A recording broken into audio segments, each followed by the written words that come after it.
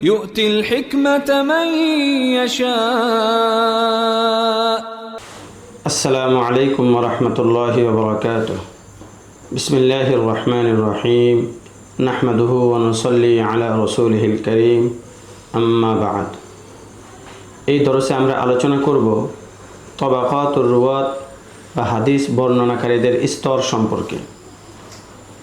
তবাকাতুর রুওয়াত বা হাদিস বর্ণনাকারীদের স্তর দুই ভাগে বিভক্ত।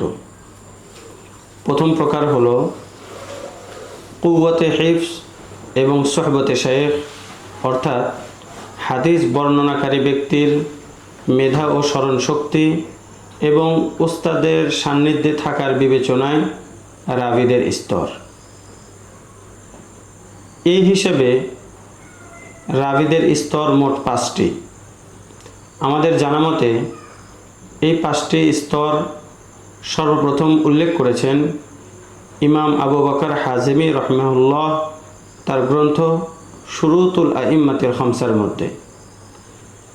সেই তবাকাতে খামস হলো এই: নাম্বার 1, কবিয়ুজ জবত কাসিরুল মুলাজামা, অর্থাৎ হাদিসের যে বর্ণনাকারীর স্মরণ শক্তি খুব বেশি শক্তিশালী এবং উস্তাদের সান্নিধ্যেও তিনি দীর্ঘ সময় থেকে হাদিস অর্জন করেছেন।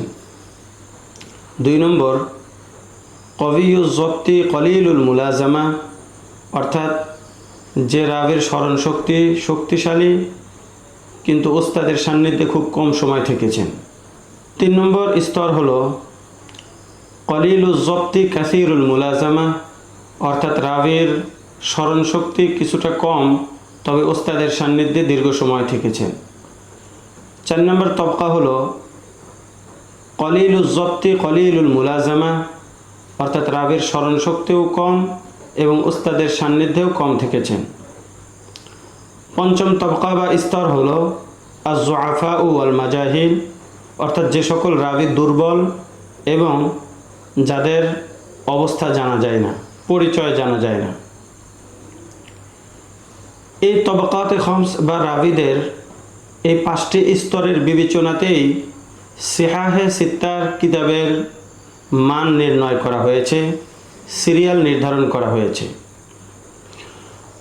ইমাম বুখারী রহমাতুল্লাহি আলাইহির কর্মপন্থা হলো বুখারী শরীফের মধ্যে উনি প্রথম তবকার রাবিদের হাদিস মুস্তাকিল্লান স্বতন্ত্রভাবে মৌলিকভাবে উল্লেখ করেন এবং দ্বিতীয় স্তরের রাবিদের হাদিসকে কখনো কখনো ইস্তেশহাদ হিসেবে উল্লেখ করেন। এই কারণেই বিশুদ্ধতার বিচারে ইমাম বুখারী রহমাতুল্লাহি আলাইহির সহিহুল বুখারী সবচেয়ে অগ্রগামী ও শক্তিশালী। 2 নম্বর, সহিহ মুসলিম। ইমাম মুসলিম রহমাতুল্লাহি আলাইহি প্রথম 2 স্তরের রাবিদের হাদিস স্বতন্ত্রভাবে উল্লেখ করেন আর তৃতীয় স্তরের হাদিসকে শায ও নাদের কখনো কখনো ইস্তেশহাদ হিসেবে উল্লেখ করেন। এই কারণে বিশুদ্ধতার বিচারে ওনার কিতাব 2 নম্বরে। 3 নম্বর হলো সুনানে নাসাই।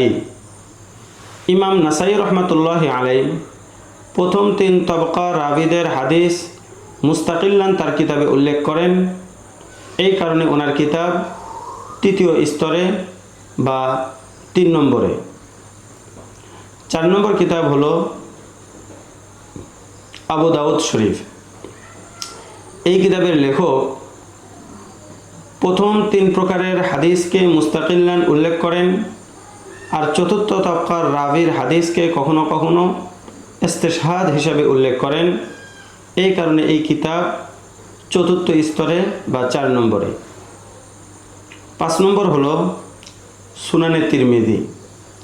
ইমাম তিরমিজি রহমাতুল্লাহি আলাইহি প্রথম 4 তবকার রাবিদের হাদিস মুস্তাকিল্লান ও মৌলিকভাবে উল্লেখ করেন এবং ইস্তেশহাদ হিসাবে 5ম স্তরের রাবিদের হাদিসও উল্লেখ করেন। এই কারণে সুনানে তিরমিজি সিহাহে সিত্তার মধ্যে 5ম নম্বর কিতাব। 6 নম্বর কিতাব হলো সুনানে ইবনে মাজা। ইমাম ইবনে মাজা রহিমাহুল্লাহ যেহেতু তার সুনানের মধ্যে প্রথম 5 প্রকারের হাদিস প্রথম 5 প্রকারের রাবিদের হাদিসকে মুস্তাকিল্লান উল্লেখ করেন। এই কারণে সুনানে ইবনে মাজাহ 6 নম্বর প্রকারের কিতাব। তাহলে সিহাহে সিত্তা কিতাবের তরতিব ও বিন্যাস হবে এইভাবে: সহিহুল বুখারী, সহিহুল মুসলিম, সুনানে নাসাই, সুনানে আবি দাউদ, জামিউত তিরমিজি এবং ইবনে মাজাহ। ইবনে মাজাহ এই কিতাবটিকে সহিহ এর মধ্যে গণ্য করা হয়েছে, যদিও তার মধ্যে কিছু জয়ীফ, মুনকার, এমনকি মওযু রেওয়ায়াতও এসেছে। কেউ বলেন তাতে 17টি, কেউ বলেন 19টি, কেউ বলেন 21টি, কেউ বলেন 25টি জয়ীফ হাদিস তার মধ্যে রয়েছে। এ কারণে অনেক ইমাম ইবনে মাজার স্থলে সুনানে দারিমিকে, আর কতক ইমাম মুয়াত্তা ইমাম মালিককে সিহাহে সিত্তা কিতাবের মধ্যে গণ্য করেছেন। কিন্তু জমহুর উলামায়ে কিরাম হুসনে তরতিবের বিবেচনায় ইবনে মাজাহকে সিহাহে সিত্তা কিতাবের মধ্যে গণ্য করেছেন। এতক্ষণ পর্যন্ত আমরা জানতে পারলাম কুওয়াতে হিফজ এবং সুহবতে শাইখের বিবেচনায় তাবাকাতে রাবিদের 5টি স্তর। পরের দরসে আমরা আলোচনা করব তারিখ, ইতিহাস এবং সময়ের বিবেচনায় রাবিদের 12টি স্তর সম্পর্কে ইনশাআল্লাহ তাআলা। আসসালামু আলাইকুম ওয়া রাহমাতুল্লাহি ওয়া বারাকাতুহু। ومن يؤت الحكمة فقد أوتي خيرا كثيرا وما يذكر إلا أولو الألباب